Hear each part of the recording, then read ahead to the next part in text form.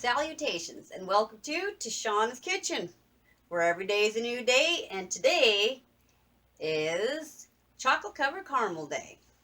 So we're going to get started, and we're going to do this today in 6 easy steps. So we're also going to be doing some chocolate covered marshmallows, so if you see a couple of different things going on during the video, just know that's why. Alright, I already have my marshmallows setting up over here for the end product. Alright, so the first thing you need to do is butter your 9x13 pan. I'm actually using a round pan. I like the grooves it makes. It helps me to cut when I'm getting ready to actually do my cutting. You're going to need a saucepan, a spatula, or a silicone spatula actually. And I also put a half a cup of butter in there already, just so you know. And then you're also going to want to gather up, I'm doing a half of a recipe because I'm using this caramel for my chocolate covered caramels, but then I will make more later when I'm doing different kinds of candy. I like to make all of it at the same time when I'm doing each of my projects. So today this is actually a half a recipe. Normally I would call it my cuppa, because it's a cup of this, cup of that, and so on, you'll see. So what I've done is I'm going to need a half a can of my sweet condensed milk instead of a full can, which this is 14 ounces. So I went ahead and pre-weighed out. I have 7 ounces right here. And then I have a half a cup of light corn syrup or Karo syrup. I have a half a cup of granulated sugar and a half a cup of packed brown sugar, as well as 1/8 of a teaspoon of Himalayan salt. You can use regular salt if you choose, but I actually like that. In the end, we'll also be sprinkling, a tiny bit of Himalayan salt on the very top for added interest and flavor. You'll also need to have out a teaspoon of vanilla on the side. This is going to be one of the very last things we do, just like a marshmallow or most other things. So I'm going to go ahead and move my pan. This is what we're going to need in the end. But for now, we're going to go ahead and over here are my chocolate chips and the coconut oil and my powdered sugar with cocoa powder in it, which are going to be embellishments once we have covered them. And that is step 6. So today we're only going to be working on 5 steps. So the first one was gathering up our stuff, which we've already done. And now we're going to turn on our heat here till medium. And we're going to go ahead and get our butter started to melt. And we're also going to be adding in this half a cup brown sugar, half a cup of sugar, and the 1/8 teaspoon of salt. As well as our Karo syrup.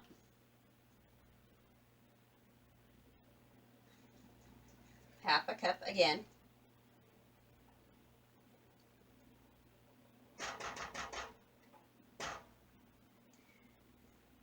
And also our sweet condensed milk.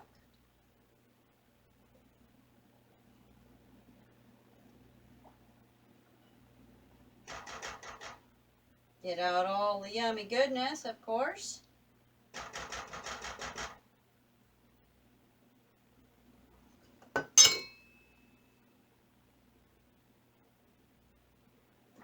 Set this on the side. Now I'm going to go ahead and stir this together really quick, and I'm going to go ahead and move you over here so you can take a look in the pan. Okay, I went ahead and I moved my pan a little bit closer. You can now see the ingredients in the pan. I'm going to go ahead. I also put my teaspoon of vanilla into this pourable measuring cup. I'm going to go ahead and just let this butter melt, like I said, and melt in with the sugars, trying not to get too much around the sides, because when you get too much sugar on the edges, that is what crystallizes and will actually make you have a yucky consistency or texture in your caramel. So I'm going to be really careful how I'm stirring around. And I'm going to keep on stirring this until it starts to boil. And we're going to work on getting up to 240 degrees, which I have my thermometer right here. I have an additional candy thermometer in the background that will be pulling out and adding on, just like that. And we'll be able to keep our eye up till we get to the 240. So I'll be double checking with the one up here and that one. And we're just going to keep on doing this until we get closer. So I'm going to keep stirring, and I'll bring you back when we're closer to 230, 235. All right, so we're about 214, and I just wanted to let you see what that looked like. And we're still working on it, so we're just going to keep on going. Again, we're going up to 240, but I wanted you to see that it doesn't look like it's all together yet. So I didn't want you to be alarmed if when you're doing this you see that it's still not a complete mixture. We still look like we have butter separated from our sugars a bit. Just keep stirring and keep getting up to 240. All right, we are there. We are at 241 on the timer. Oh, excuse me, on the thermometers. We're going to turn that off. Get our thermometers out. Keep stirring. Add in that vanilla. Get it off the heat.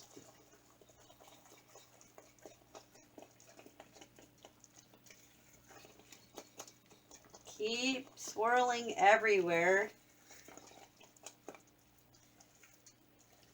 When you do this, you might want to use a thicker pan your first few times.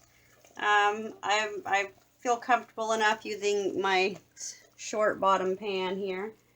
And then just pour it in. Don't scrape all the extra off the bottom, otherwise you're going to be putting in a little bit of texture you don't want. I'm just guiding in this. Now, if I had used a bigger bottom pan, then yes, I would be able to take a little more off the bottom.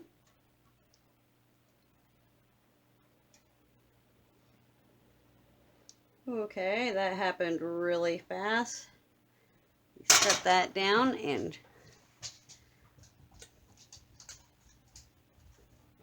show you what that looks like. I'm going to give a simple tap.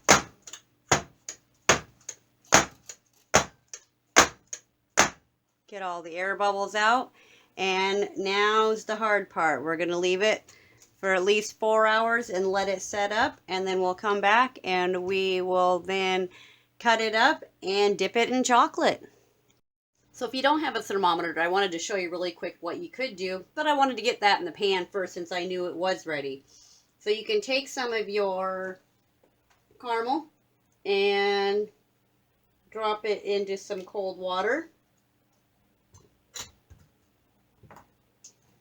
like so. And if you can take it, roll it around in your finger, bring it back up, and you can put it into a ball shape, then you are at the caramel stage. Okay, we're about getting close to finishing up our caramel here. So the next thing we're going to do is we're going to take our pan, and I also have my silicone mat down below because it has inches on it and I can measure. I have my metal spatula for cutting, and a piece of parchment paper, as well as an additional pan. So I'm going to go ahead and open up my spring pan and set it off to the side. And then I'm going to take my parchment paper, set on the top of that, turn my caramel over.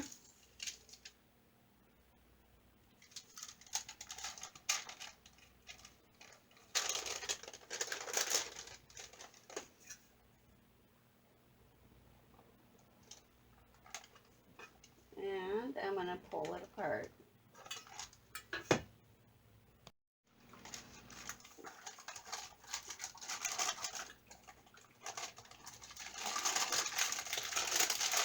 Alright, so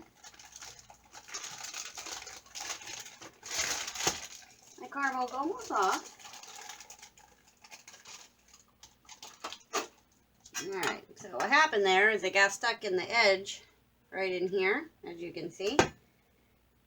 And that is why she didn't, oops, sorry about that, why it didn't come out in one piece. So now what we're going to do is we are actually going to flatten it back out.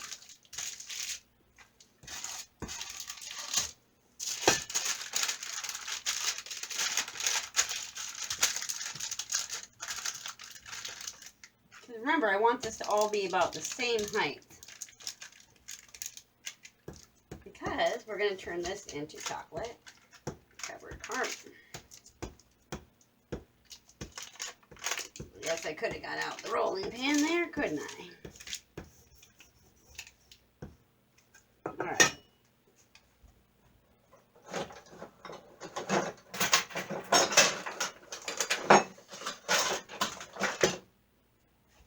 Alright, so we'll just use my rolling pin that already has the measurement, so it's all the same width. Beautiful. Alright.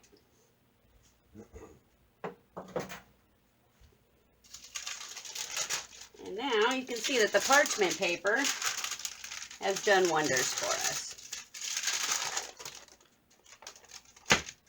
Alright, so the next thing we're going to do is we're going to have to cut our caramel. And because this is already sticky and wet, or sticky, I'm going to get it wet again, excuse me.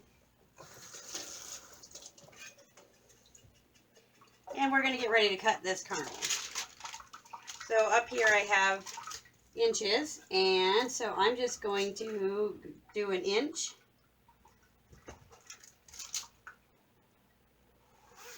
Go straight through, go to the next inch, straight down. Oop, now, that wasn't straight down, now was it? And straight through. Trying to separate ever so slightly in between my cuts. Next inch.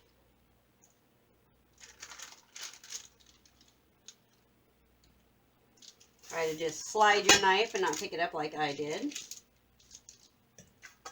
Alright, so the next inch, sliding, not picking it up this time.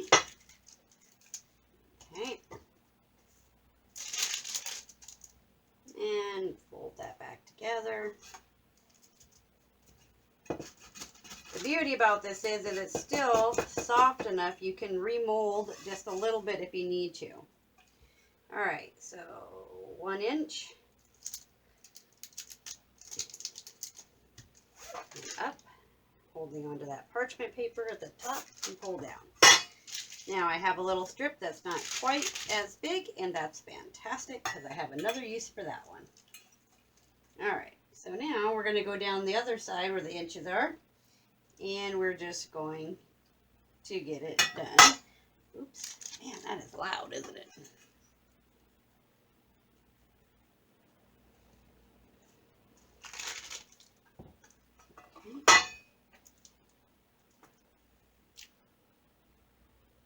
This is where the shaping is going to come in handy.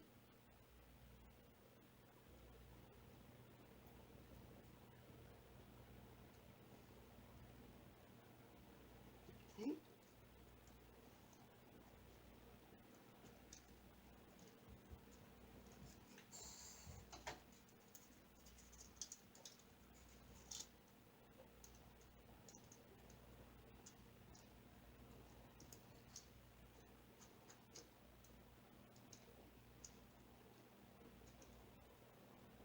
Alright, so that's about what you're going to want, is a little shape like that. You're going to set it on your parchment paper. Now I'm going to quickly just go through here and make the rest of these about the same.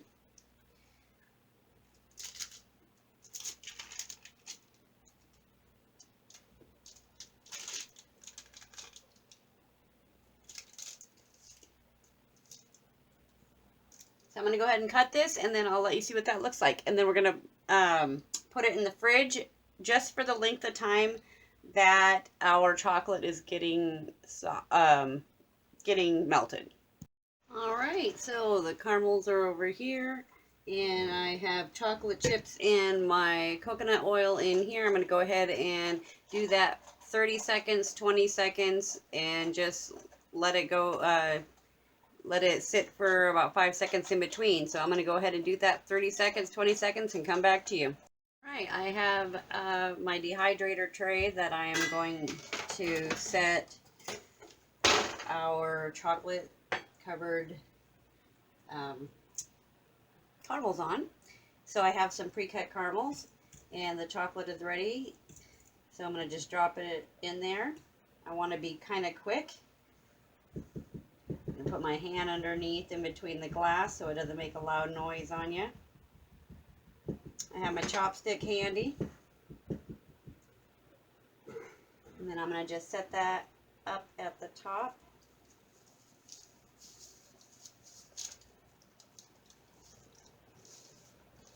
Like that.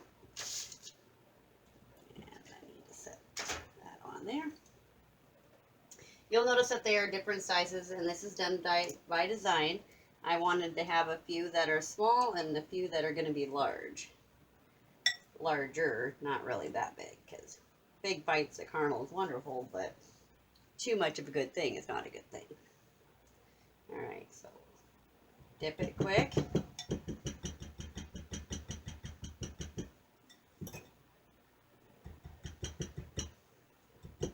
Get all that extra chocolate off, because you don't want to have a big thick clump of chocolate. Hold down my parchment paper and slide off my caramel. Now, if your caramels seem like they're starting to melt, then either you need to get them out of your mixture quicker, or you can put your caramels into the refrigerator and let them get cold for a few minutes, and then throw them into the melted chocolate. That way they aren't melting on you. All right, so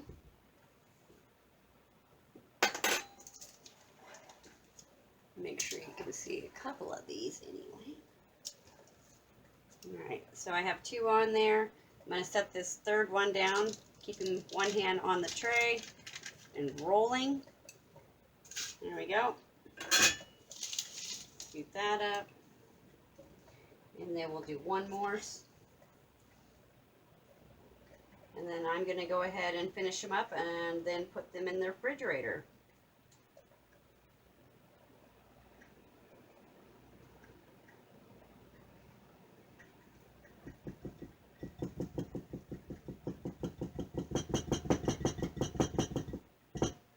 Okay. Hang on to the parchment. Push and roll. All right, so I'm going to go ahead and finish up this tray. I'll see what that, let you see what that looks like when I put them in the fridge. Okay, so here's how we're doing so far. I wanted to stop and show you right here. I don't know if you can actually see it or not. It's actually kind of bubbled up on this one here and over here. My chocolate started to cool, so I stopped and put it in the microwave for 10 seconds, and now I'm going to go pull it out, and I'm going to mix it. While I was talking to you, it sat in there cooling literally for 2 or 3 seconds because I don't want to melt my caramels, and I don't want to burn my chocolate. So let me grab that chocolate, get these finished up, grab that sea salt, and we'll put some on top and get them in the fridge. All right, so I have 42 on the tray that have been chocolated. And I have out my Himalayan sea salt, and I'm going to up high, sprinkle some on the top.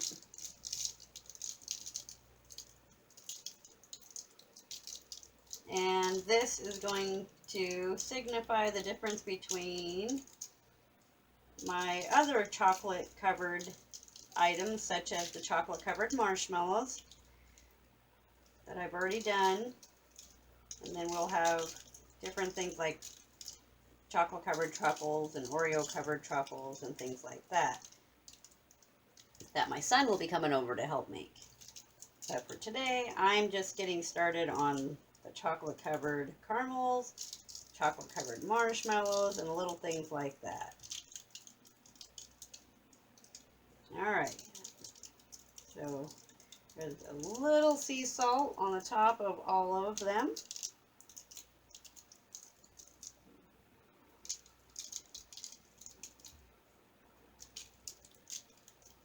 Okay.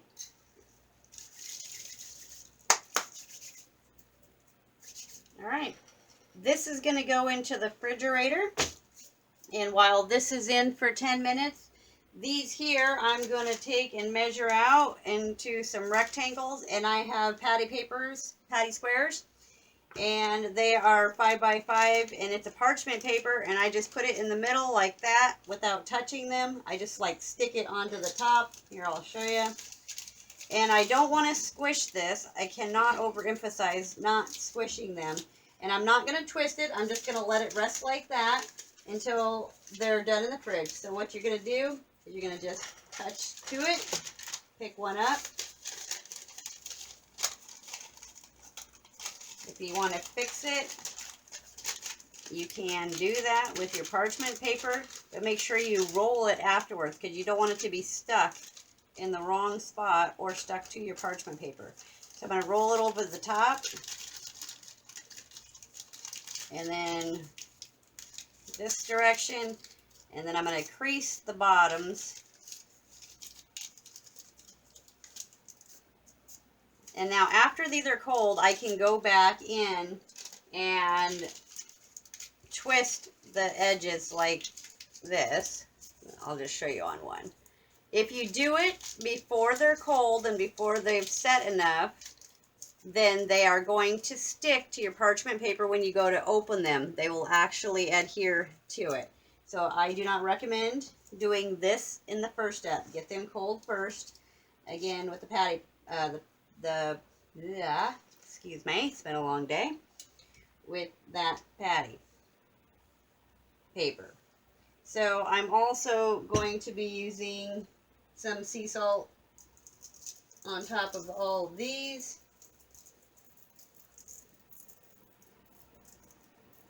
I'm going to go back through these ones on the bottom. I'm not putting anything on yet. I'm going to go back. I'm going to cut these down up here just a hair. And I'm going to make sure that I have 42. And then from there, then I will let my husband have that the rest for the evening. Alright, and here is our finished product. Our beautiful caramel covered, chocolate covered caramel, excuse me.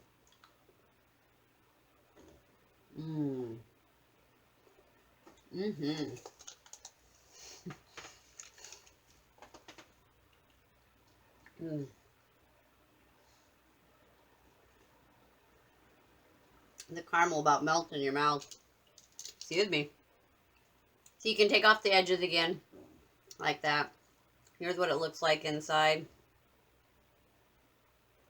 Now that is an amazing caramel. I hope you enjoyed this video. Like, share, subscribe. Show somebody you know if they want to make a chocolate covered caramel from scratch. Send them on over to our video over here. Chocolate covered homemade marshmallows. Just as lovely inside. So come on back and let's make some more yummy treats together. Have a wonderful evening.